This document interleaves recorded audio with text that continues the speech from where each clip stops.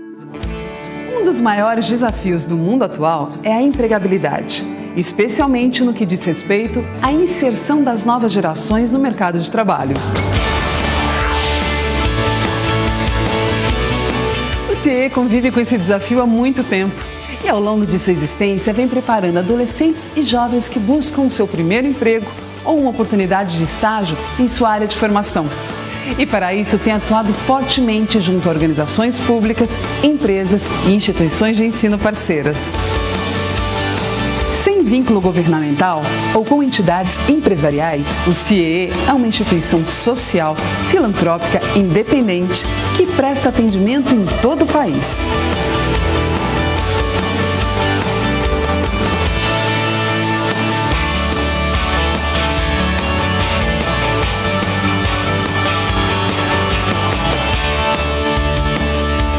Equipe de consultores altamente preparada para dar todo o suporte para jovens e adolescentes neste momento tão importante de suas vidas.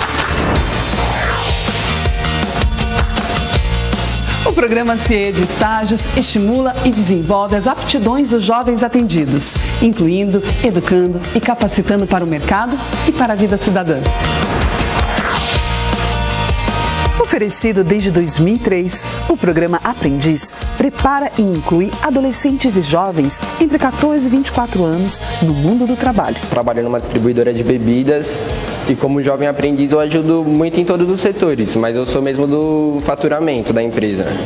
Mas eu ajudo minha chefe, ajudo RH, vendas. Os cursos desenvolvidos em parceria com a Fundação Roberto Marinho possibilitam uma abordagem integral, oferecendo conhecimento, desenvolvendo competências e formando atitudes e valores. Vale muito a pena porque é uma coisa que te tira de um patamar, de um senso comum e te eleva para um outro patamar, para um outro conhecimento, para uma outra postura, para um outro pensamento também. O CIE também disponibiliza desde 1999 um programa de capacitação, inclusão e desenvolvimento para a pessoa com deficiência, o Inclui CIE.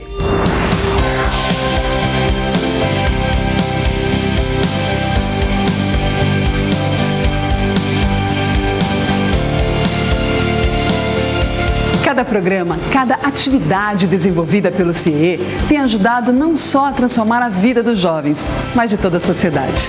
E por falar em ações sociais, o CIE conta com os espaços de cidadania e oferece uma série de programas para toda a comunidade.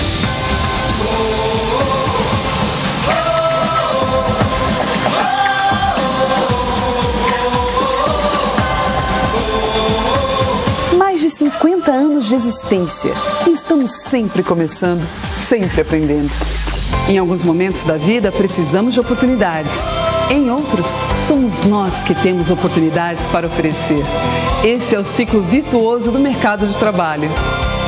O CIE cumpre seu papel integrador, propagando conhecimento e criando oportunidades para pessoas, empresas e instituições de ensino. É o CIE fazendo a diferença.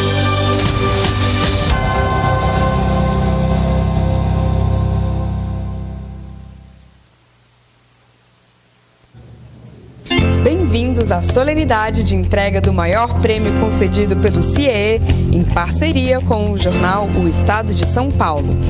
Anualmente, o Dia do Professor é celebrado com a eleição de um educador que simboliza a luta incessante de admiráveis acadêmicos que ousam sonhar com um futuro melhor e mais digno.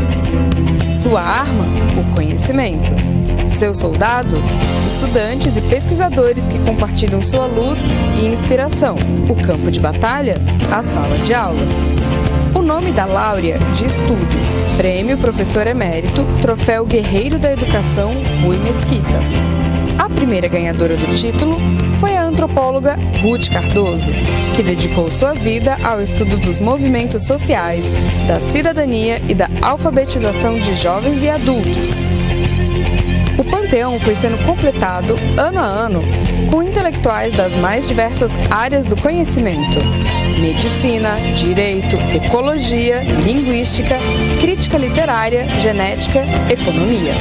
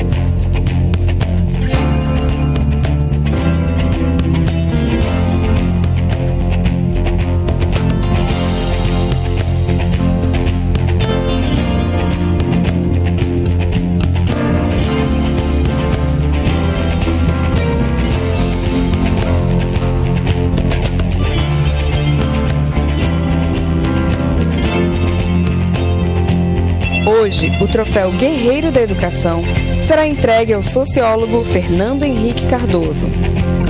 Pesquisador da teoria do desenvolvimento brasileiro, atingiu o patamar ímpar de governar o Brasil e aprimorar, como presidente, a educação. Para começar, o nome do prêmio é Rui Mesquita, né?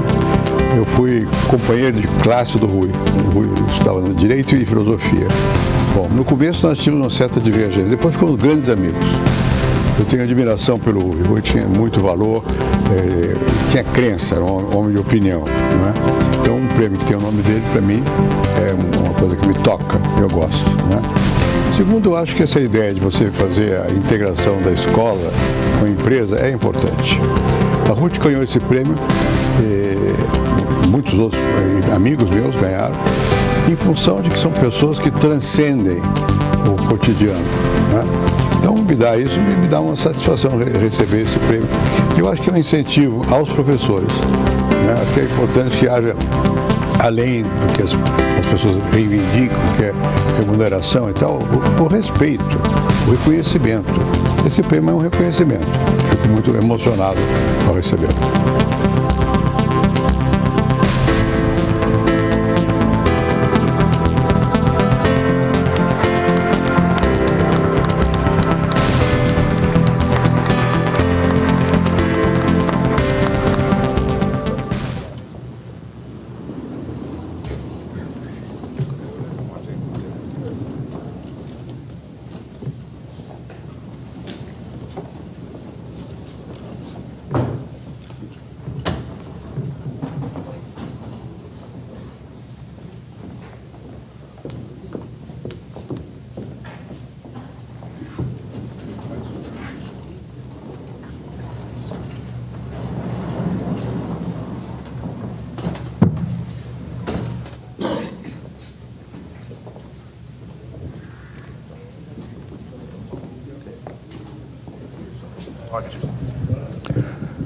Senhoras e senhores, bom dia. Sejam bem-vindos à solenidade de entrega do Prêmio Professor Emérito, Troféu Guerreiro da Educação, Rui Mesquita 2018, ao presidente e professor Fernando Henrique Cardoso. A láurea é o resultado da parceria entre o Centro de Integração Empresa-Escola e o jornal O Estado de São Paulo. Antes de iniciarmos os trabalhos desta sessão solene, pedimos a especial gentileza de silenciar os seus celulares para que a solenidade não seja interrompida. Saudamos as autoridades presentes, diretores, jornalistas do Grupo Estado, presidente, vice-presidentes, presidentes eméritos, membros fundadores, conselheiros, superintendentes e colaboradores do CIE, magníficos reitores, vice-reitores, professores de universidades e escolas, presidentes e diretores de entidades de classe, empresários, estudantes, professores eméritos do CIE Estadão, além dos amigos e familiares do laureado. A mesa diretora dos trabalhos de abertura solene da entrega do prêmio Professor Emérito, Troféu Guerreiro da Educação 2018, está composta pelo professor Antônio Jacinto Caleiro Palma, presidente do Conselho de Administração do CIE de São Paulo, presidente do Conselho Diretor do CIE Nacional e professor de Direito Empresarial da Fundação Getúlio Vargas.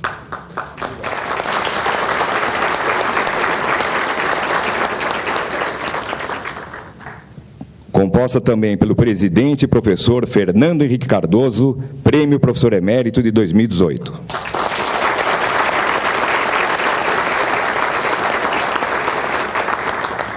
Jornalista Francisco Mesquita Neto, diretor-presidente do Grupo Estado, jornal O Estado de São Paulo.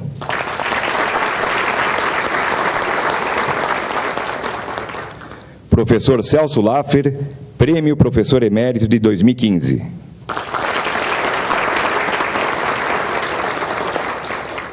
Professor Roberto Rodrigues, Prêmio Professor Emérito 2017. E Humberto Casagrande Neto, Superintendente-Geral do CIE.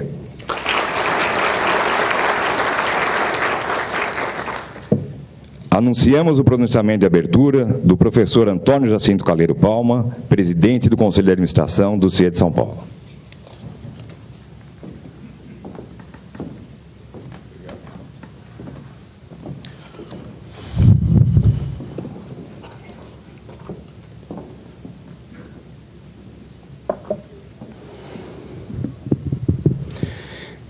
Gostaria de, em nome do professor e presidente Fernando Henrique Cardoso, saudar todos os participantes da mesa.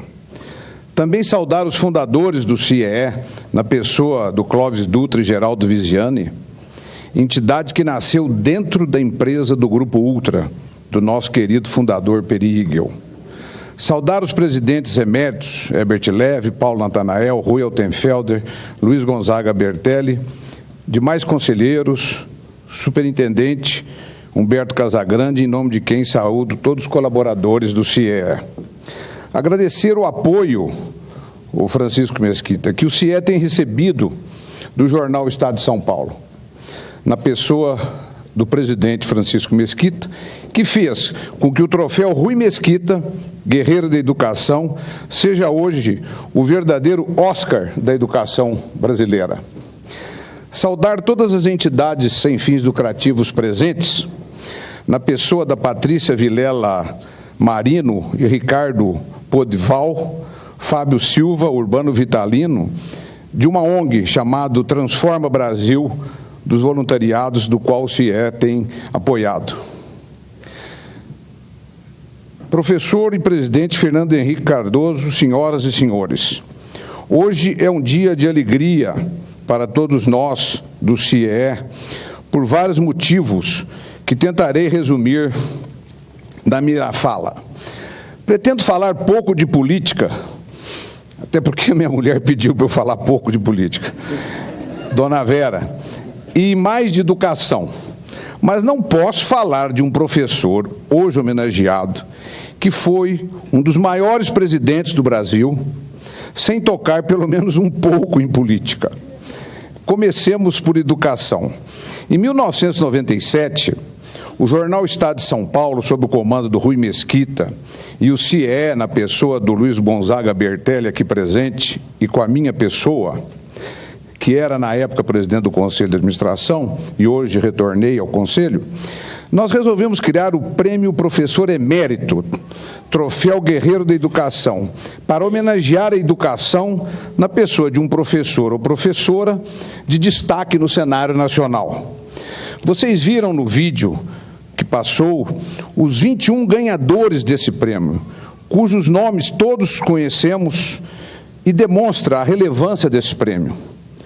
Eu não tenho como falar de todos por falta de tempo, e assim escolhi 2 ganhadores, a professora Ruth Cardoso, a primeira ganhadora do prêmio, e o Antônio Cândido, que estaria fazendo este ano 100 anos. Assim, em 1997, não existia esse teatro, o Teatro Jornal Estado de São Paulo, foi realizada a entrega do primeiro o primeiro troféu Guerreiro da Educação, com o tema Desafios da Educação do século XXI. Falaram no evento o grande político e amigo do presidente, Mário Covas, o seu amigo, ministro da Educação, Paulo Renato, e outros reitores da Unicamp, Zé Martins, do Mackenzie, Cláudio Lembo, da PUC, o Ronca, e o Jacques Marcovitch, da USP. E os educadores Paulo Natanael, aqui presente, presidente emérito do CIEE, e o Arnaldo Nisquier, que à época era presidente da Academia Brasileira de Letras, e hoje é presidente do CIEE do Rio de Janeiro. Os temas tratados no encontro sobre educação foram diversos, onde se destacou o aumento do índice de matrícula e do número de crianças e adolescentes que estão completando o ensino básico e procurando o ensino médio. Os cursos de pós-graduação brasileiros foram considerados os melhores da América Latina. A lei da educação tem que flexibilizar o sistema, acabando com a rigidez da seriação e, principalmente, abrindo novas possibilidades. O ensino deve estar voltado para o aprender e empreender. A relação professor-aluno deve ter acompanhamento contínuo durante o processo de formação. A universidade deve assumir seu papel atual, ser um centro permanente e disseminador de discussão ética, moral e pessoal. Deve-se incluir um pouco de conteúdo real ao contexto universitário. A educação é responsabilidade de todos. É o grande projeto do povo brasileiro na virada do século, desde que identificada com as necessidades do presente e as tendências do futuro. Foram temas relevantes e, se pudermos notar, muito deles continuam em evidência passados 21 anos. A atual lei de ensino médio, que o CIE e eu conhecemos muito bem, esteve aqui presente o presidente do Conselho Nacional de Educação, vai haver uma mudança na lei do ensino médio. O Paulo Natanael, que foi presidente do Conselho Nacional de Educação, e nós estamos acompanhando de perto, estamos animados com essa mudança também do ensino médio. Muito bem, então vamos falar dos queridos homenageados aí, né? A professora Ruth Cardoso, segundo o próprio homenageado, Fernando Henrique Cardoso, diz Fernando Henrique em seu livro Diários da Presidência, que, aliás, eu recomendo que todos leiam, que é importantíssimo na formação do Brasil que está vivendo esses 2 livros, são 2 já, né? 3 livros. É muito interessante. O Fernando Henrique consegue, com muita habilidade, mostrar naqueles anos as dificuldades, né, por que passou, políticas, foram anos difíceis que ele, no livro, consegue mostrar com muita habilidade. Diz ele lá no livro, primeiro, Ruth foi perfeita como primeira-dama, denominação de que ela não gostava. Apesar de não apreciar ser forçada a viver institucionalmente, Ruth suportou o ônus de ser vitrine sem gostar de se exibir. Está dito no livro dele. O professor Ruth Cardoso nasceu em Araraquara e com 18 anos foi fazer filosofia na USP. Antropóloga, professora universitária, casou-se com Fernando Henrique em 53 e teve 3 filhos, Luciana, Paulo Henrique e Beatriz. Criou o maior movimento que nós, CE, conhecemos de inserção na política de alfabetização. É o chamado Conselho da Comunidade Solidária, em 1996, da qual foi presidente. Esse programa de alfabetização solidária, onde, sem criar burocracias, efetivou transformações básicas, direcionando as ações para solucionar o problema do analfabetismo. Em seu discurso, ao receber o Prêmio Guerreiro da Educação em 1997, ela deixou registrado que não se conformava com a taxa média de brasileiros de 12% que não sabia ler nem escrever. Um índice para ela inaceitável. Assim, mobilizando a sociedade em uma ação conjunta a favor da alfabetização, por meio de trabalhos voluntários e parcerias com empresas, instituições sem fins lucrativos, universidades e prefeitura, o programa Alfabetização Solidária, por ela criada, deu um grande impulso à educação brasileira e à redução do analfabetismo. Nas várias reuniões que tivemos com Dona Ruth, inclusive porque o CIE foi apoiador do programa e adotou um município de Alagoas, onde o índice de analfabeto era 70%. Nós podemos sempre notar a objetividade e o conhecimento com que colocava para nós, os apoiadores, suas ideias e seus desafios. Na verdade, Ruth Cardoso foi a primeira-dama, como disse, termo que não gostava, e nós só chamávamos ela de professora Ruth Cardoso, com um papel dinâmico, com um perfil de mulher atuante, sintonizada com a realidade. Ela foi o primeiro grande exemplo dessa geração. Ela inaugurou um gênero novo pela trajetória profissional e pelas ações que desenvolveu em frente ao programa da Comunidade Solidária.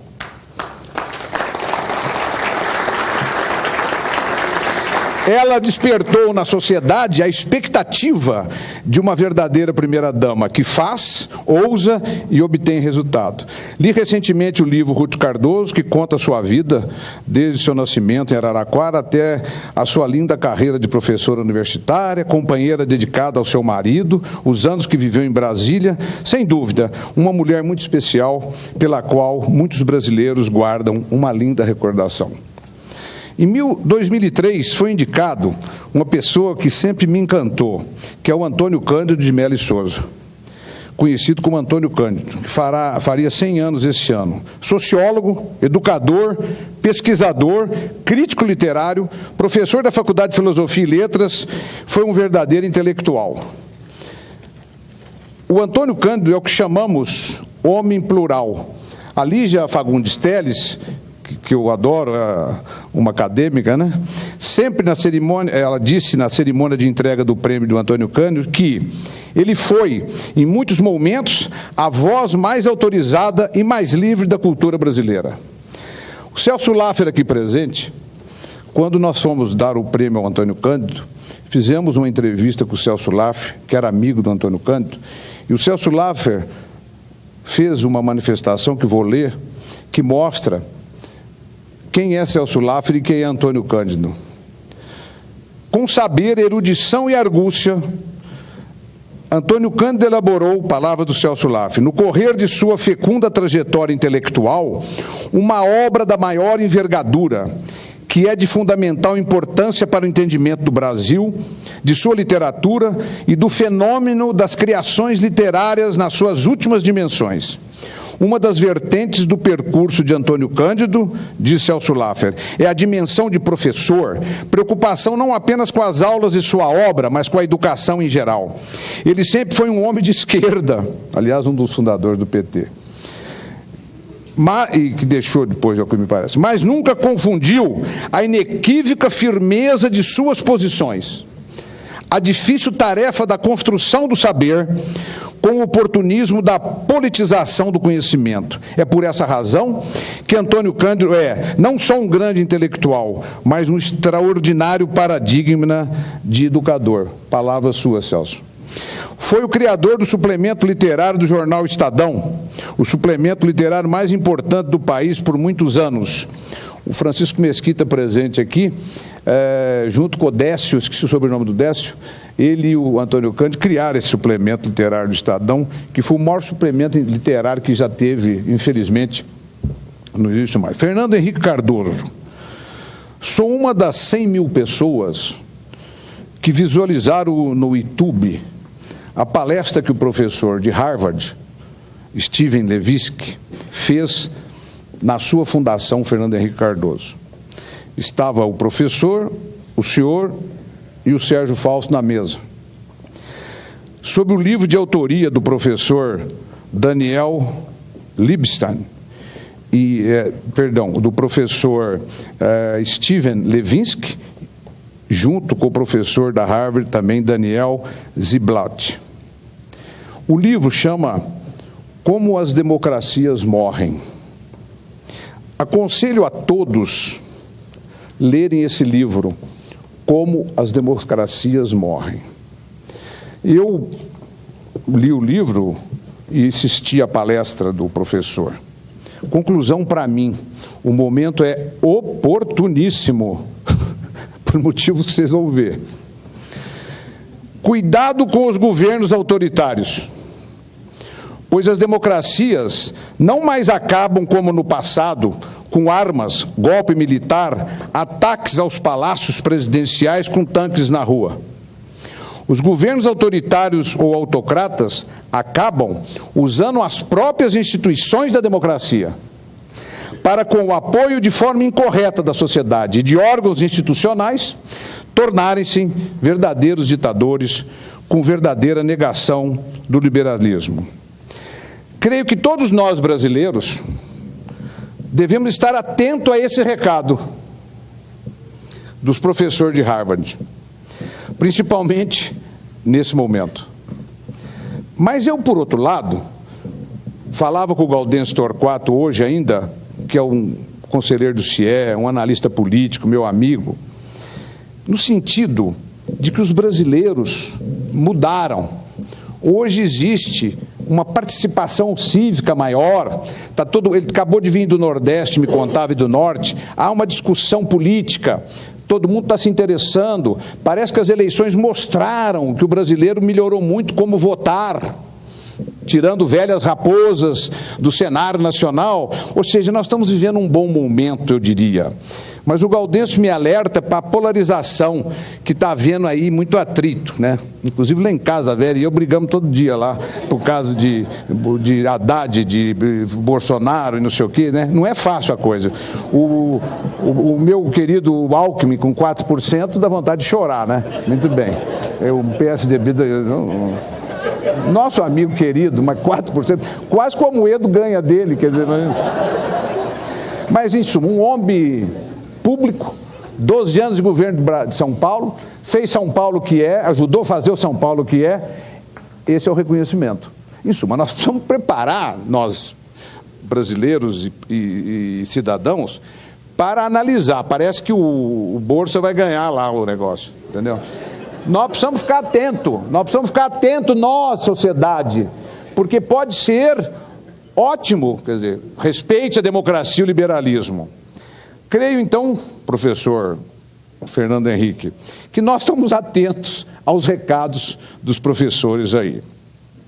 Muito bem, eu queria dizer, nesse momento, que eu sei que o senhor conhece o Prêmio Nobel da Literatura peruano, o Mário Vargas Llosa, que no seu último livro, A Chamada da Tribo, que vai ser lançado no Brasil o ano que vem, ele diz no livro que este livro funde a história intelectual com o inventário do liberalismo.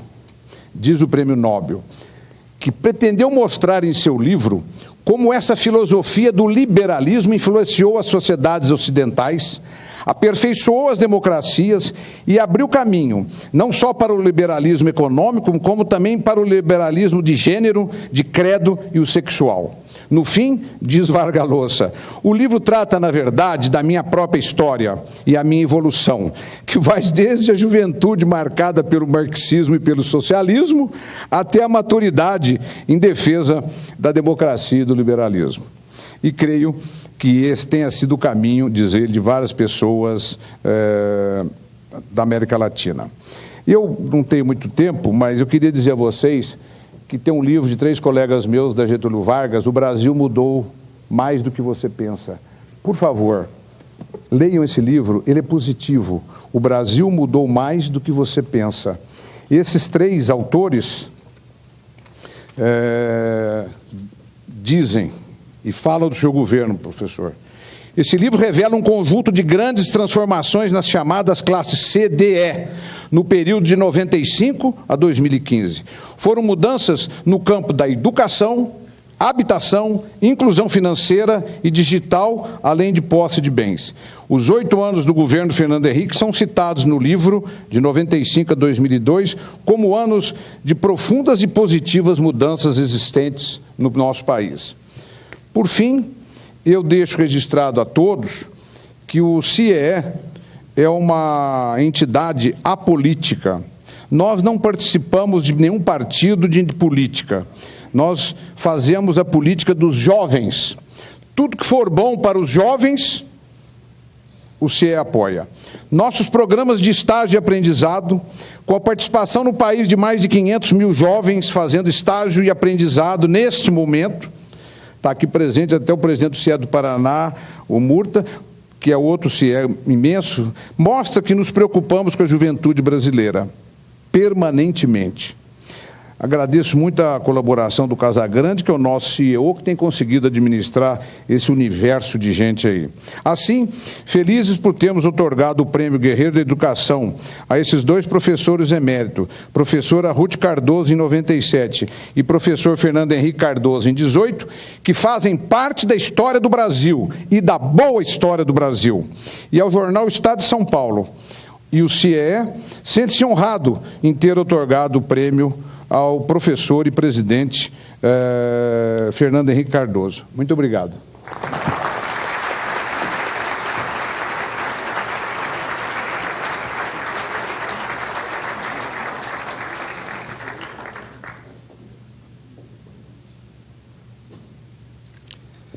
Em seguida, anunciamos o pronunciamento do jornalista Francisco Mesquita Neto, diretor-presidente do Grupo Estado, Jornal Estado de São Paulo.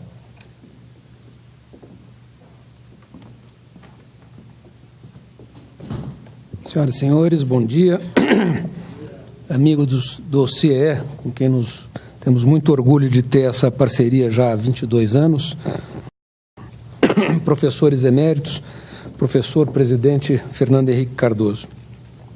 Em 12 de dezembro de 1997, o Centro de Integração Empresas, Escolas e o Jornal Estado de São Paulo iniciaram essa parceria que celebra a figura do professor e reconhece um profissional de destaque na educação brasileira. Naquela data, a primeira-dama, Ruth Cardoso, recebeu das mãos do governador Mário Covas a primeira edição do Prêmio Professor Emérito. Em seu discurso de agradecimento, Dona Ruth disse que cabe ao educador e também à sociedade agir para criar condições mais democráticas para o Brasil e que concretizar o ideal democrático é tarefa inerente de quem trabalha com educação. Nesta manhã de 17 de outubro de 2018, quando nos reunimos para homenagear o professor Fernando Henrique Cardoso, a defesa de ideais democráticos se faz necessária mais uma vez. O Brasil se aproxima do momento em que definirá seus comandantes para os próximos 4 anos.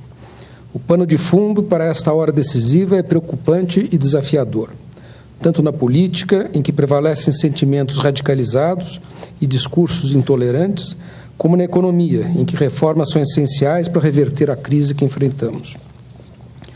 Neste momento de apreensão, a sociedade brasileira espera de seus futuros representantes um ato de conciliação, de repúdio ao ódio, de respeito ao próximo e reafirmação da civilidade. São valores perenes da democracia que sempre foram defendidos por nosso homenageado desde o início de sua vida pública. Primeiro na academia, como professor no Brasil, na França, na Inglaterra e nos Estados Unidos, e na criação do SEBRAP, que rapidamente se tornou um importante núcleo de pesquisa e reflexão sobre a realidade brasileira. Depois no Congresso, como um dos membros da Assembleia Nacional, que aprovou a Constituição de 1988, a carta que nos ajudou a deixar para trás os tempos sombrios da ditadura. E na Presidência da República, onde conduziu ao longo de 8 anos um governo que sempre buscou o diálogo, equilibrando o estímulo do crescimento econômico com a redução das desigualdades sociais. A educação sempre foi preocupação central do seu governo, com programas como Toda Criança na Escola e o Bolsa Escola, ampliou o acesso dos brasileiros ao ensino fundamental e ajudou a reduzir sensivelmente as taxas de analfabetismo. Fernando Henrique Cardoso é o 22º brasileiro a receber o troféu Guerreiro da Educação, Rui Mesquita. Em anos anteriores, nomes como Miguel Reale, Antônio Cândido, Rubens Recupero e Celso Laffer foram homenageados. A sociedade brasileira precisa de mais mestres como eles. Precisa de mais homens e mulheres que refutem retóricas autoritárias, busquem consensos e compartilhem conhecimento e princípios éticos. Parabéns, professor Fernando Henrique.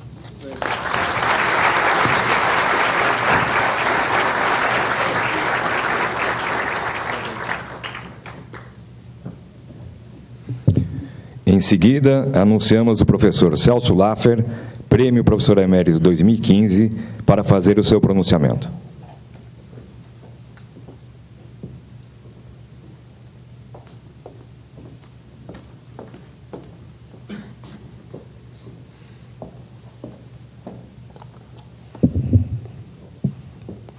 Bom dia a todos, dignos membros da mesa, presidente Fernando Henrique Cardoso, autoridades do CIE e do Estado de São Paulo.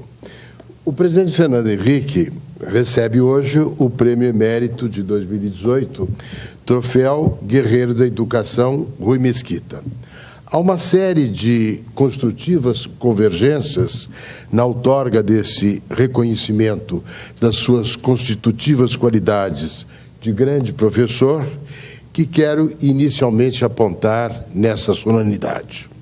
Com este prêmio, nosso homenageado passa a integrar um ilustre rol de agraciados que se dedicaram com destaque e empenho em respaldar, em diversas áreas do conhecimento, o papel da educação em nosso país. Como foi mencionado, a doutora Ruth Cardoso inaugurou, em 1997, o rol dos agraciados. Há, sim, em surdina, uma dimensão de complementariedade entre o prêmio de 1997 e o de hoje. Provém do diálogo permanente que caracterizou o dia a dia de 2 professores universitários do campo das ciências humanas que sempre se preocuparam e se ocuparam, cada um a seu modo, com os rumos da educação em nosso país. O CIE, como também foi mencionado hoje, o Centro de Integração Empresa-Escola é uma das instituições patrocinadoras do prêmio. Dedica-se há décadas à missão de combinar formação profissional e acesso ao emprego de jovens brasileiros. Formação e emprego são componentes da maior relevância para a vida das pessoas e o seu empoderamento na sociedade contemporânea, e, deste modo, para a construção de uma cidadania democrática. São temas recorrentes da trajetória do nosso homenageado de hoje. O jornal O Estado de São Paulo é o parceiro do CIE na concepção e na concessão do prêmio, que leva o nome de Rui Mesquita. Rui Mesquita representou uma notável expressão na tradição de a sua família de um jornalismo cívico.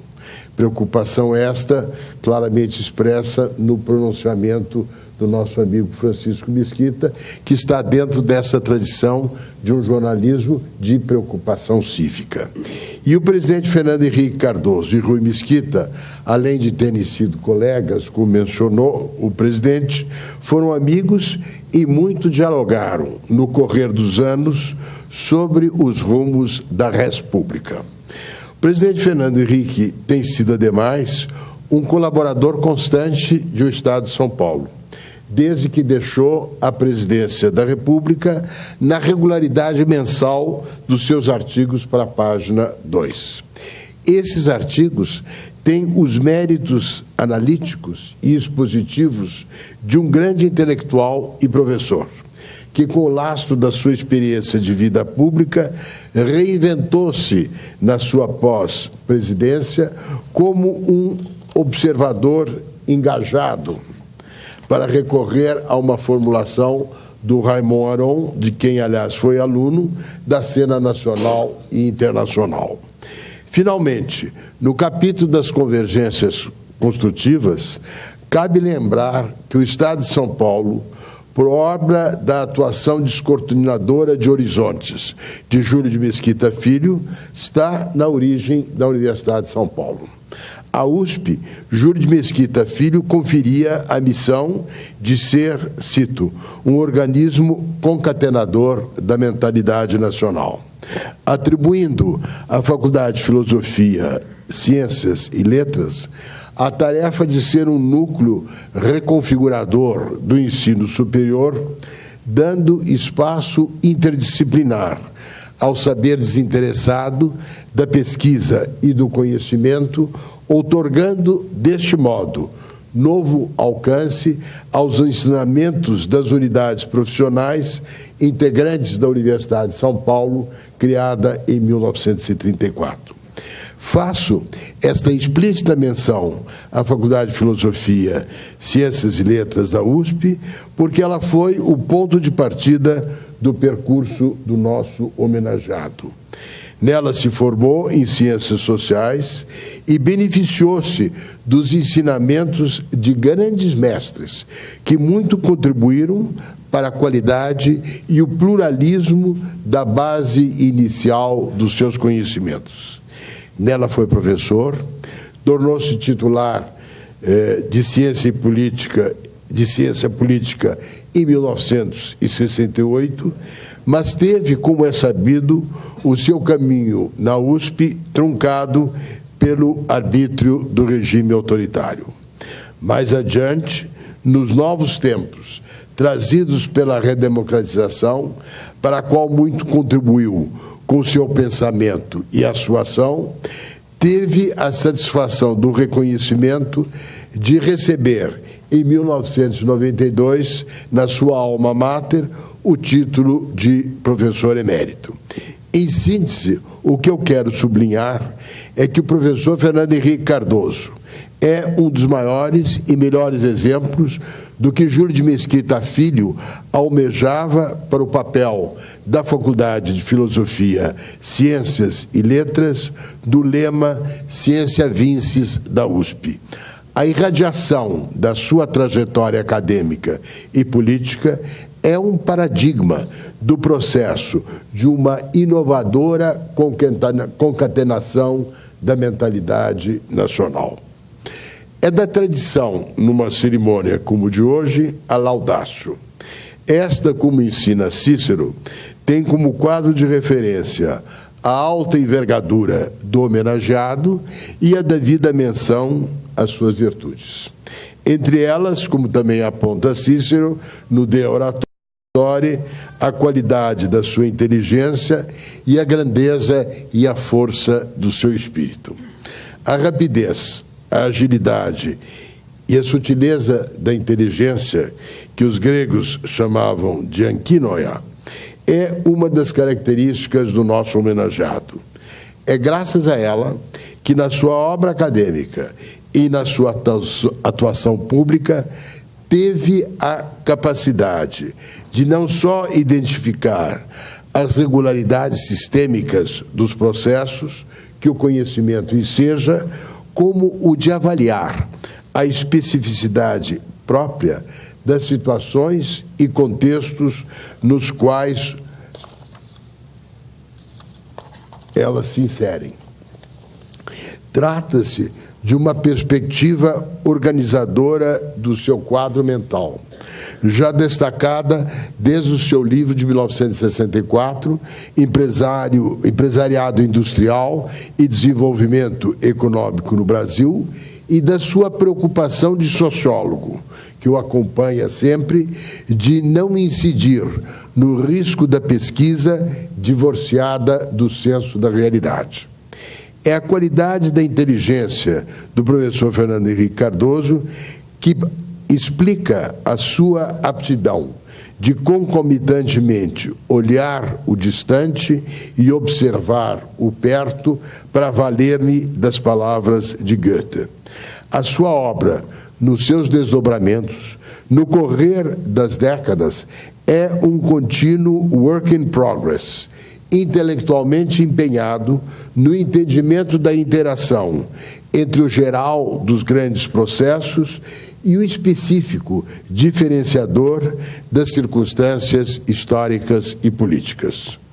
No que tange à grandeza e à força do seu espírito, permito-me destacar entre as suas características a de não sentir rancor por ninguém, a de não ter inveja ou ressentimentos porque tem a segurança dos seus próprios méritos, o de ter humor, esta concórdia discordante que tempera e permite conter o enfático dos dogmatismos, inclusive na prática da luta política. O que os espanhóis chamam o dom de gentes, associada a uma atenção ao próximo e uma exemplar e educadíssima civilidade no trato com as pessoas. E a maneira de ser, finalmente, de um grande intelectual que sabe que a realidade é ontologicamente complexa e, por isso, cabe sempre, democraticamente, ouvir o que o outro tem a dizer. Tem a grandeza e a força da autenticidade o que diz o nosso homenageado em A Soma e o Resto, sobre como gostaria que a sua presidência fosse lembrada. Aspas. Não pedi ninguém, não fui violento, exerci o poder democraticamente e ajudei a criar condições de um futuro melhor para o Brasil. As limitações do tempo não me permitem repassar, nesta laudatio, a atuação do magistério do professor Fernando Henrique Cardoso em universidades no exterior.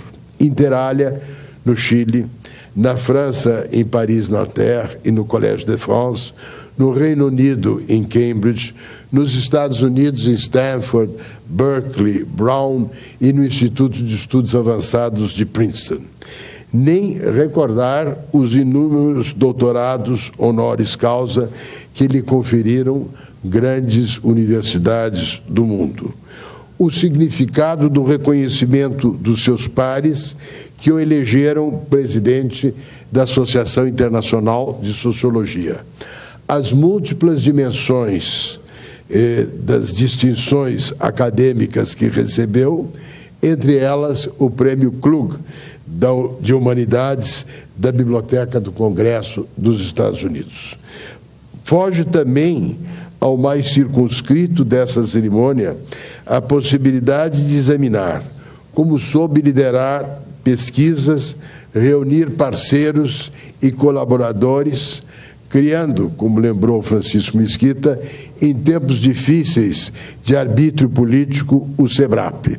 E mais adiante, com o mesmo elan mobilizador, na sua pós-presidência, fazer da fundação, que leva o seu nome, um think tank de excelência e um local pluralista e apartidário de debates de ampla latitude e interesses. Pelas mesmas razões, não é viável deter-me na estimulante tarefa de analisar os seus livros. Entre muitos, a esclarecedora narrativa de um improvável presidente do Brasil, que, na perspectiva organizadora das suas experiências de vida, indica os caminhos pelos quais um grande intelectual, o que é muito raro no Brasil e no mundo, veio a ter uma bem-sucedida carreira política que culminou em 2 mandatos presidenciais. Ou ainda os diários da presidência, tão bem lembrados pelo nosso caro Jacinto Calero Palma, que é e que está em fase final de publicação e que é uma singular análise de dentro, redigida no calor da hora e das pressões, dos desafios do processo decisório e da governabilidade de um país complexo como o Brasil. Realmente é um livro onde a avaliação, não externa, mas interna, deste desafio se coloca de uma maneira admirável. Eu que examinei temas do processo decisório e que acompanhei uma parte desses desafios no plano interno, posso dizer que se trata de uma obra quase única no âmbito da bibliografia mundial sobre como é que se decide debaixo de condições de pressão e de complexidade. Ou então, numa outra chave, como pensou com abertura de espírito e agilidade de inteligência o legado de os pensadores que inventaram o Brasil. De Joaquim Nabuco a Raimundo Faoro, passando por Gilberto Freire, Celso Furtado, seus professores, entre os quais eu destaco Florestan Fernandes, que foi um grande mestre do nosso presidente, e Antônio Cândido, que também foi um mestre e que foi hoje também tão bem evocado nas suas palavras iniciais. E o seu amigo e próximo Sérgio Buarque de Holanda.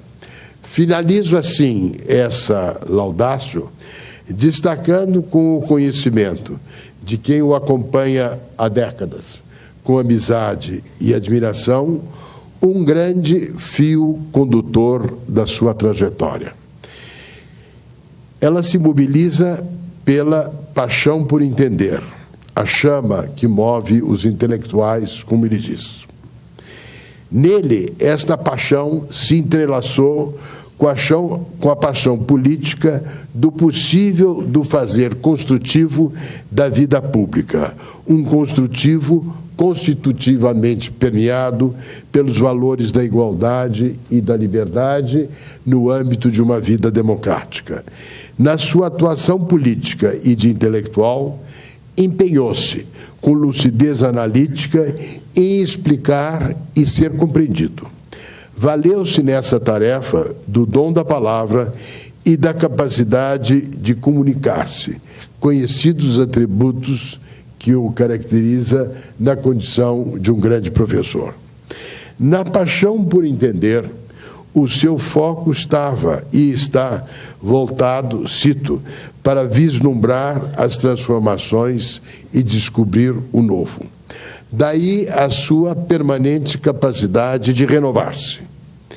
Ele é o intelectual das relações in fieri, dos processos in the making, delle cose a fare, como observou Francisco Verfort no discurso com o qual o saudou por ocasião da outorga do seu título de professor emérito da Faculdade de Filosofia, Letras e Ciências Humanas da USP. Exemplifico com o seu último livro, que é de 2018, Crise e Reinvenção Política no Brasil. O livro tem como ponto de partida o novo, ora em curso, da passagem de sociedades modernas, formadas pela civilização capitalista industrial, para sociedades contemporâneas, nas quais os novos inventos alteraram as formas de sociabilidade, da produção, as crenças e os valores.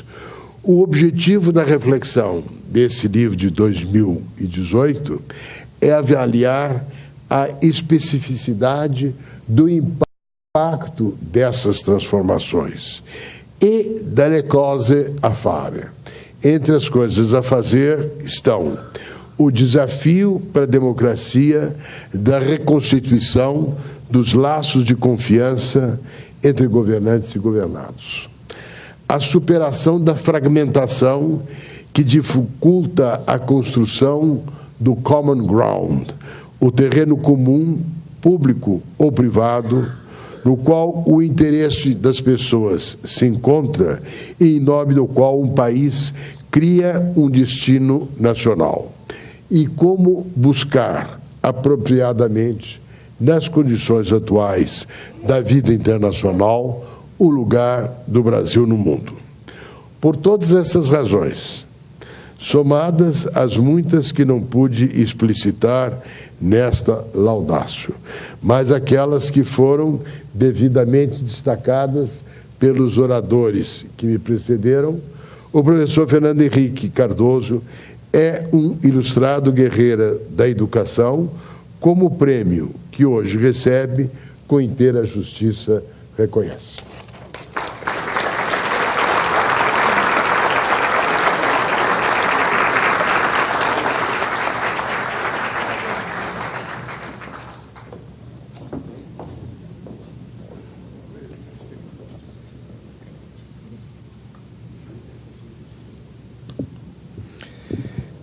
Nesse momento, iremos efetuar a entrega do diploma alusivo ao Prêmio Professor Emérito e o Troféu Guerreiro da Educação, Rui Mesquita, 2018, ao nosso ilustre homenageado, presidente e professor Fernando Henrique Cardoso.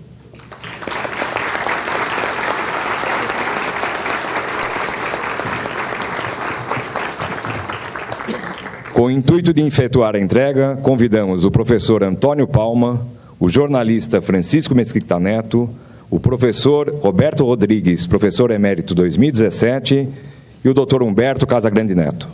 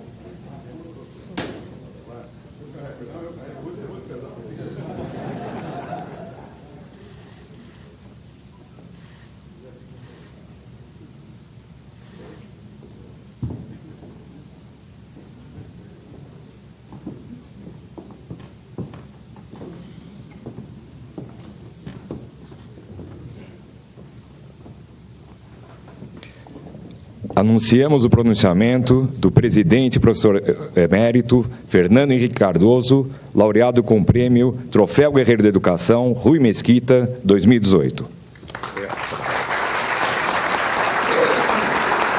Obrigado. Muitíssimo obrigado a todos vocês que estão aqui esta manhã, muito especialmente aqueles que me saudaram, que estão ao meu lado aqui nessa mesa. E eu quero lhe dizer o seguinte, coisas simples. Primeiro, a minha vida é muito, como sabem, atribulada. Eu tinha lido o texto do Celso.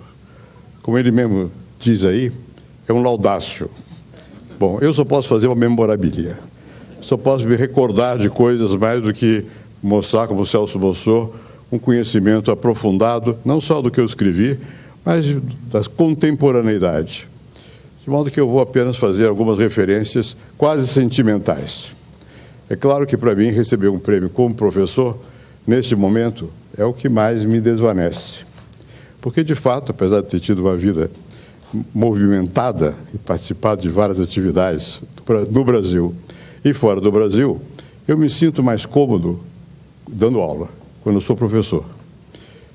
E eu comecei a minha vida acadêmica não, profissional, há muitos anos, há quase 70 anos. Como essa semana se celebrou o Dia do Professor, eu uso esse Twitter, coloquei lá no Twitter que eu há quase 70 anos começava a dar aulas. É verdade, eu era aluno da Faculdade de Filosofia e comecei a dar aulas, eu não me lembro mais, se de História Geral ou de História do Brasil, porque éramos eu e a Ruth, que vínhamos dar aula aqui no Colégio Fernão Dias Pais Leme, aqui em Pinheiros. Eu creio que eu dava História Geral e ela dava História do Brasil. Eu tinha 19 anos e, a partir de então, eu sempre tive a oportunidade, exerci o magistério. Me formei na Faculdade de Filosofia. Antes mesmo de terminar o curso, eu fui ser professor da Faculdade de Economia. Fui trabalhar com uma senhora que chamava-se Alice Canabrava, que era professora de História Econômica. E ela me pediu que eu desse um curso de História Econômica Geral, especialmente da Europa. Eu não sabia nada. Fui estudar. E passei a dar aulas na Faculdade de Economia. O reitor, que era o Ernesto Leme, teve que fazer uma autorização para que eu, que não tinha terminado meu curso ainda, desse aulas na universidade. Eu terminei, faltava só um ano, só a parte didática, e comecei como professor na universidade, na Faculdade de Economia. Naquela época, eu tinha 20 anos. E, então, faz muito tempo que eu me dedico a dar aulas. E, na época, quando eu fui dar curso de História Econômica, os meus alunos são hoje eminentes professores. Meu colega era o Delfim Neto, com o qual eu e ele concorremos juntos, eu como titular, ele como suplente, uma chapa ao Conselho Universitário, faz muitos anos isso. Mas naquela época eu fui fazer o curso de Economia, porque eu queria dar aula na Faculdade de Economia sem saber alguma coisa de Economia. E estudei um pouquinho o curso que se dava naquela ocasião. E daí por diante, realmente o que sempre me motivou foi ser professor. As circunstâncias da vida me levaram a ser político, até presidente da República, tudo bem. Mas a vida inteira, realmente, o meu sentimento, quando eu me sinto gratificado, é quando eu estou com gente jovem e quando eu posso compartilhar com eles a minha experiência. Celso, na sua generosidade, que é constante, mencionou o último livro que eu escrevi, que é um livro a respeito das mudanças que estão ocorrendo no mundo. Pois bem, eu era professor em Stanford, nos Estados Unidos, em 1971, coisas muito antigas. E lá havia uma coisa que se chamava Centro de Inteligência Artificial. Eu tinha um amigo que era chileno, eu havia morado no Chile, e que era físico, e trabalhava nesse centro. E eu levava meus filhos, que eram crianças pequenos, para nós irmos ver o que era isso. E aí havia, cuidado, máquinas autodirigidas. Havia um treinamento de robôs para que eles pudessem alcançar quadrângulos coloridos. Havia de brincadeira no computador um personagem que tinha mania de perseguição. E se a gente falasse razoavelmente inglês e fizesse muitas perguntas, ele dizia: não me amora, você é da polícia.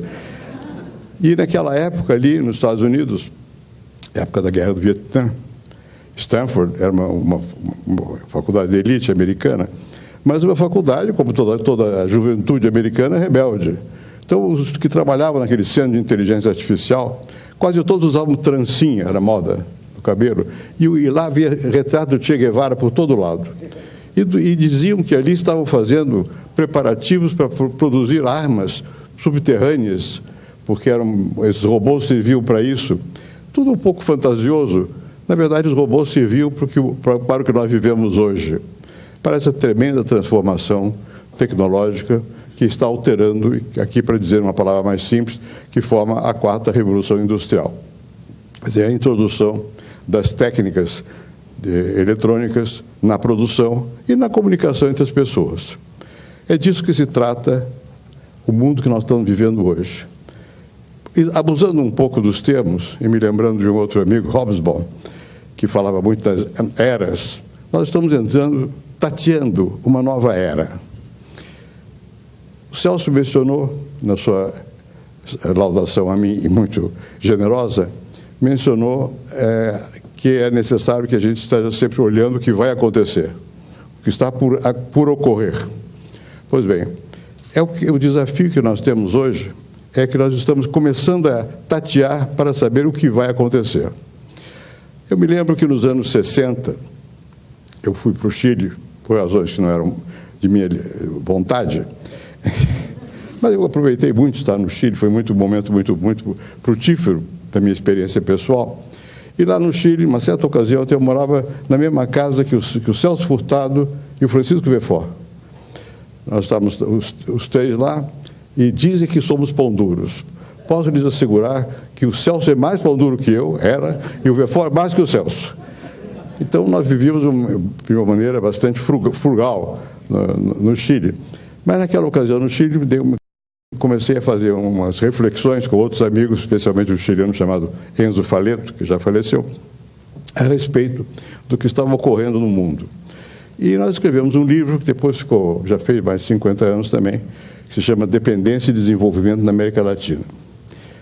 Na verdade, nós estamos começando a sentir os efeitos do que hoje se chama de globalização. Nós não tínhamos consciência. Nós tateávamos ali. Só que eu era brasileiro. O Brasil era um país que, naquele momento, crescia. A economia crescia, se industrializava, se desenvolvia, se transformava. Eu conhecia bem a Argentina. Eu já havia morado na França, nos Estados Unidos. Eu sabia e conhecia bem a América Latina, porque eu trabalhava na CEPAL, Comissão Econômica para a América Latina. O meu chefe era o Prebisch, Raul Prebisch, diretamente. E nós tínhamos noção de que ocorriam mudanças. E nós não sabíamos muito bem do que se tratava. Era o começo da globalização, da integração dos mercados e do fato de que a maneira pela qual nós havíamos crescido, que era fechando as barreiras protecionistas para permitir a substituição de importações, tinha dado algum resultado, mas estava se esgotando. Era preciso haver uma outra visão a respeito de como o mundo iria se organizar. Pois bem, esse mesmo processo avançou muito mais. E hoje nós temos um mundo que, apesar de que alguns pensam o contrário, como Donald Trump nos Estados Unidos, etc., que pensam que é possível parar esse processo de integração, é um mundo que vai se integrar crescentemente, porque é um mundo que está baseado em relações diretas interpessoais. A internet é isso. Então, nós estamos assistindo hoje à emergência de novas formas de sociabilidade, de sociedade, e nós temos a nossa visão ainda fixada nos parâmetros do passado. E temos muita dificuldade de entender o que está acontecendo. Eu voltarei a esse tema para finalizar. Mas, prosseguindo na minha reflexão inicial, que é mais pessoal, de que realmente o que sempre me interessou foi a questão de aprendizado, etc., etc., eu vou fazer uma pequena referência a Júlio Mesquita. Na Universidade de São Paulo, sempre houve na Faculdade de Filosofia, especialmente, um culto à ação do Júlio Mesquita, do jornal Estado de São Paulo, na formação da universidade. Muitos dos professores que para cá vieram sob o convite direto dessas pessoas do jornal Estado de São Paulo. E uma vez eu estava em Paris, em 1968. Eu era professor da Universidade de Paris, em Nanterre. Depois ficou famoso, Combandit, era meu aluno. Eu ensinava teoria sociológica para ele. E depois houve, ao mesmo tempo, na Unesco, era uma pessoa chamada René Maheu, que era o diretor-geral da Unesco, um seminário, uma celebração a respeito de Marx, em 1968. 100 anos de alguma coisa que o Marx tinha feito, eu não me lembro se é do Capital, ou algo assim.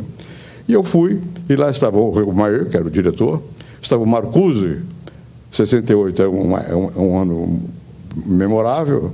Em maio de 68, houve a Revolução de Maio de 68. O Marcuse veio a ser considerado o pai da Revolução de Maio.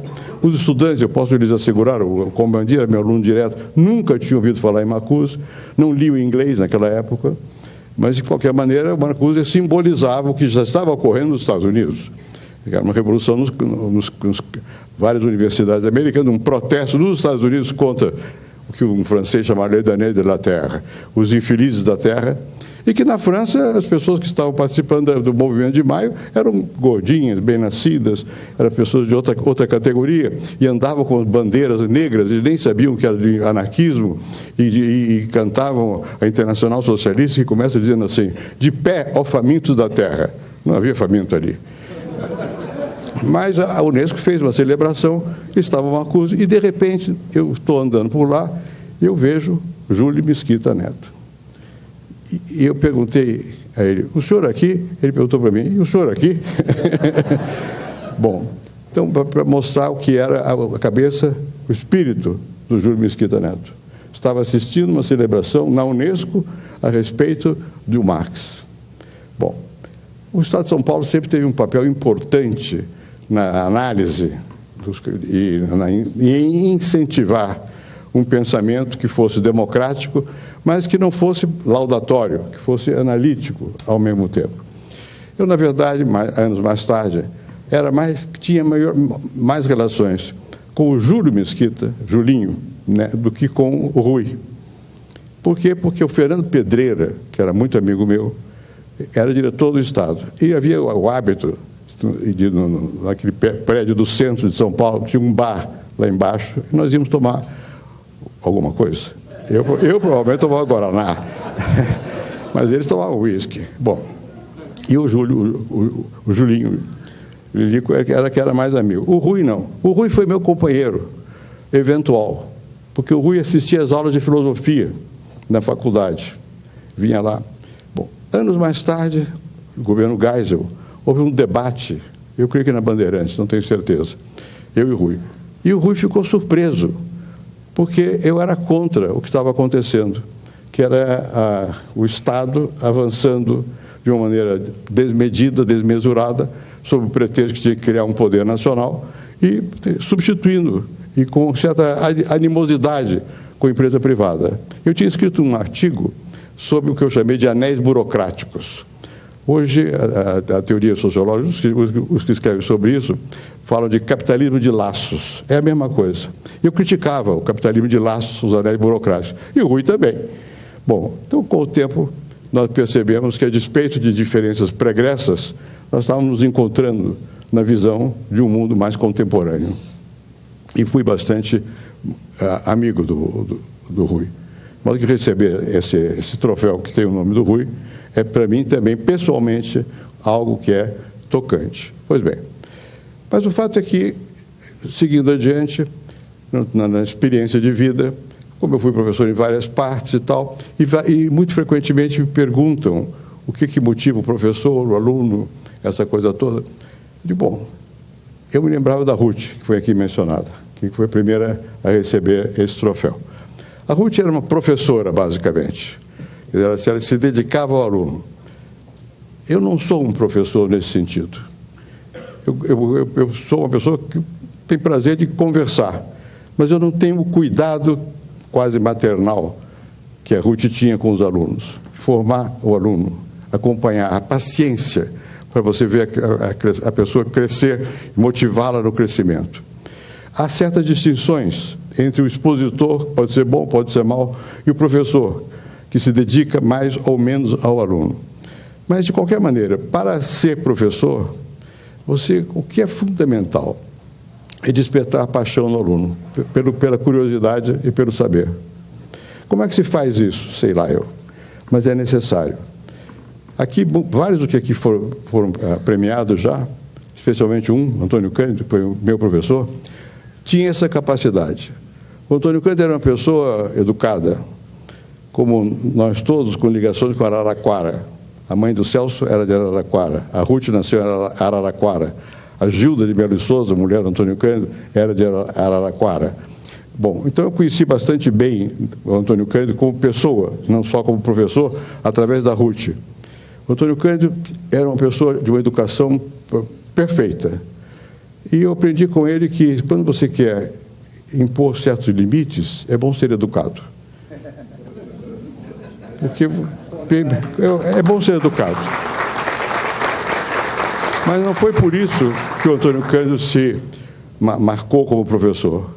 É que ele, que era muito educado e difícil, portanto, de ser abordado nos corredores da faculdade, porque não é apropriado, dentro da aula eu nunca vi, só vi um com capacidade igual a dele, que é de começo, meio e fim em tudo, realmente cartesiano.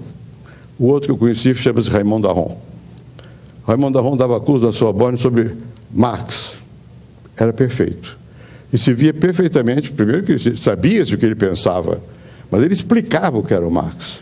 Não estava ali para criticar. Podia criticar depois, mas primeiro ensinava. O Antônio Cândido era assim também.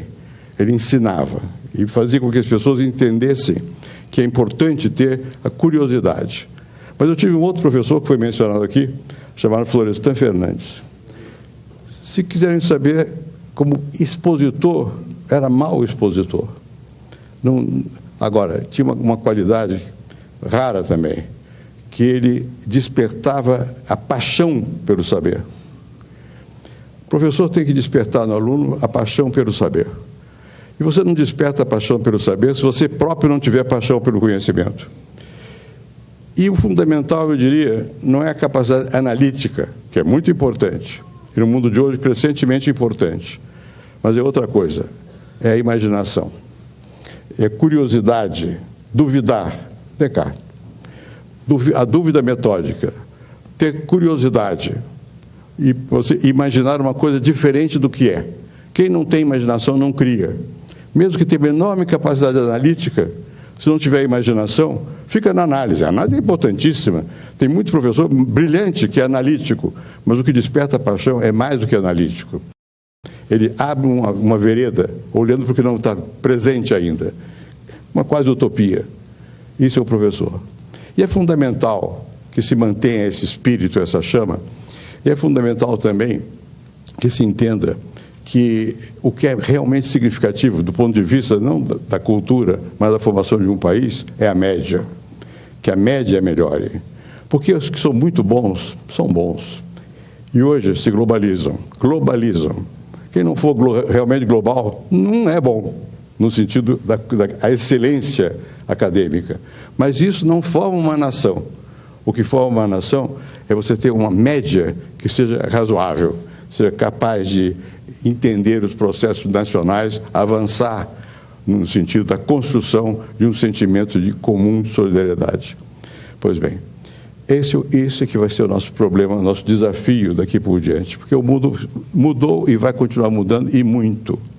E todas as estruturas que nos conformaram, inclusive a escola, mas não é só a escola, os partidos, os sindicatos, as classes às quais pertencemos, está tudo isso esgarçado. Tudo isso dá a impressão de que está em processo de transformação e não sabe para que lado vai. E as instituições correspondentes estão deslizando, não tem no que se apegar. Assim como os partidos. Os partidos não sabem a que se apegar. Os sindicatos não sabem a que se apegar. E é um momento, portanto, de criatividade. É preciso propor alguma coisa. Tem que inovar. Não adianta somente ficar pensando em termos do que foi. O que foi já foi. O que virá. E o que virá vai depender, basicamente, da capacidade de nós entendermos esse mundo atual. Se eu quiser falar em uma frase quase de efeito, existe uma frase de Descartes, cogito ergo sum. Celso sabe latim, eu não sei. Quer dizer, eu penso, logo eu existo. Hoje não é mais assim. Eu estou conectado, logo eu existo. É uma mudança. É uma mudança fundamental. E essa mudança fundamental requer o que nós estamos fazendo aqui, a integração escola-empresa, porque é a mesma coisa. A ciência, a ciência no sentido de conhecimento e de comunicação e tudo mais, vai ser a base da escola e da empresa. Ao invés de pensar como instituições separadas, vamos ter que pensá-las em conjunto. Isso altera o que é educar. Hoje, qualquer um pode ter acesso aos cursos que são dados no MIT ou em Harvard, porque a internet permite isso. Tem os cursos. As pessoas fazem o curso a hora que querem. Não é só... Claro que sempre haverá o curso presencial e sempre haverá alguém que desperta o entusiasmo. Mas é um mundo novo. Eu tenho um neto que recente graduou-se em mestrado no MIT. Bom, é um rapaz que a vida inteira foi artista, ele faz gravura, foi lá para a escola de arquitetura e fez esse mestrado em Art and Technology, arte e tecnologia. Ele tentou me explicar o que ele faz, eu não consegui entender. É um outro mundo, é um outro mundo. E esse outro mundo funde a tecnologia até com a arte. Bom, e a política? Não vou fazer política aqui. Mas o que nós estamos assistindo é a derrocada da velha política toda. E a nova não existe ainda. É o que nós estamos assistindo. E nós temos que abrir os olhos, entender como é o mundo e ressituar-nos nesse mundo. Como garantir os valores dos quais nós acreditamos? Democracia, liberdade, nesse mundo que está vindo. As nossas cabeças estão ainda, naturalmente, refletindo a maneira como nós fomos formados. É natural que assim seja. Isso é um processo de mudança. A mudança, às vezes, é trágica. É um terremoto. Abala tudo, destrói bons e maus. Mas muda. Não é? A história é cruel. Ela não se faz honrando o que é bom e jogando fora o que é mal. Às vezes o mal foi agente da história sem o saber. Mas precisa ter crença. Se nós não tivermos crença, se nós não tivermos valores, não se reconstrói nada. Esse é o nosso desafio atual. E esse desafio, por isso eu fico realmente honrado em receber essa laurea hoje aqui, tem que ser construído aos poucos, mas tem que ser enfrentado. E tem que ser enfrentado não pelo afastamento. Se a Ruth teve alguma qualidade importante, ela teve, porque ela foi uma das primeiras que percebeu que era necessário haver uma proximidade entre a empresa e a escola. Nunca se propôs, no caso da Ruth, de fazer os processos de comunidade solidária como se fosse para substituir o Estado. É para levar ao Estado para a inovação. E a inovação, muitas vezes, às vezes está dentro do Estado também, mas, em geral, não está. Está na empresa, está na sociedade, está nas ONGs. E é preciso juntar essas questões todas para que elas possam ter efeito mais geral. Então, você tem que haver diálogo, tem que haver conversa entre a empresa e o governo, entre a escola e a empresa. E nós temos esse tremendo desafio no Brasil de hoje, com a polarização existente, que o diálogo passa a inexistir. As pessoas estão surdas e pensam, eu tenho a razão. Bom, fique com ela. Não vai resolver as questões. Nós vamos ter que, de alguma maneira, buscar o que o Celso mencionou também aqui, o common ground, o que é comum. O que pode nos levar a termos o mesmo destino, se nós somos tão diferentes em tudo. Aqui foi muito citado Levitsky, que é Como as Democracias Morrem, que de fato esteve na Fundação recentemente, e é um professor brilhante. Mas eu quero me referir a um outro, que é de Harvard também, ou da Columbia, não me lembro, que chama-se Lila, e que tem um livro sobre o liberalismo nos Estados Unidos. Uma vez e sempre liberal, se chama o livro dele. E ele faz uma crítica do Partido Democrata Americano. Por quê? Porque ele diz, olha, houve uma volta para o que se chama de política identitária. O que é a política identitária? É a política das várias categorias específicas, negros, mulheres, homossexuais, enfim, a diversidade da sociedade. E nós nos esquecemos, ou melhor, os democratas americanos se esqueceram do conjunto. E quem, de repente, fala em nome do conjunto pode levar a melhor. Não é dizer que a identidade não conta, ela conta. Mas ela não pode ser pensada como se ela fosse o todo. Existem mais coisas do que só a identidade. Esse terreno comum é que tem que ser buscado. Esse é o desafio que nós temos no Brasil de hoje. Nós temos que ver o que pode nos unir, que coesão será possível para levar adiante a nação em seu conjunto, a despeito das diversidades, e o que fazer com elas se não houver diálogo, pois tem que haver o diálogo, tem que se manter a liberdade, tem que se manter um espírito que permita esse diálogo. E há uma mudança grande. Nós hoje não nos dirigimos mais apenas a organizações, partidos, sindicatos, instituições, são pessoas, porque a internet liga pessoas. E por mais que a gente seja, eu sou tati-bitati nesse instrumento aqui, ele é um computador, e tem tudo aqui tem demais até, deixa eu apagar. Tem tudo aqui, né? E as pessoas se ligam, mas as que se vinculam, formam o que eles chamam uma tribo, que repete para o outro a mesma coisa que o outro crê. Então, forma uma tribo de resistência aos outros. Como é que se quebra isso? De que maneira quebrar isso? E não é pensando que vai quebrar não utilizando, porque o mundo vai utilizar essas tecnologias. O problema da democracia é esse. Como é que nós vamos reinventar a democracia num mundo que tem uma base tecnológica nova, diferente, em que as pessoas se comunicam? Não é a massa mais. A massa é indiscriminada. Não é o individualismo também, porque as pessoas se comunicam uma com a outra. São pessoas que estão comunicadas. Como criar um ambiente que permita a defesa dos valores que são caros a muitos de nós, de liberdade, de diálogo, de respeito à lei, num mundo que está nesse tipo de evolução? Eu não tenho resposta. Eu vim aqui buscando a resposta. Mas eu acho que ninguém tem a resposta, mas nós temos que conversar. E essa instituição é uma instituição que faz isso.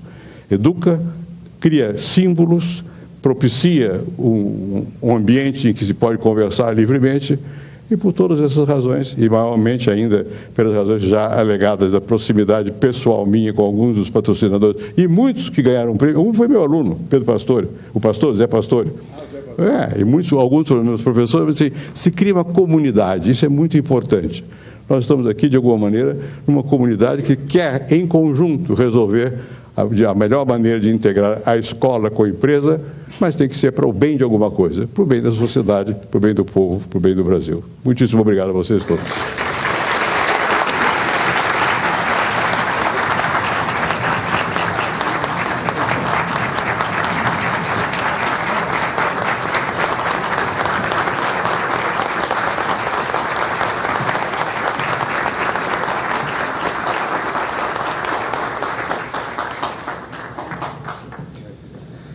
Senhoras e senhores, damos por encerrada essa solenidade e agradecemos a honrosa presença de todos. Tenham um ótimo dia.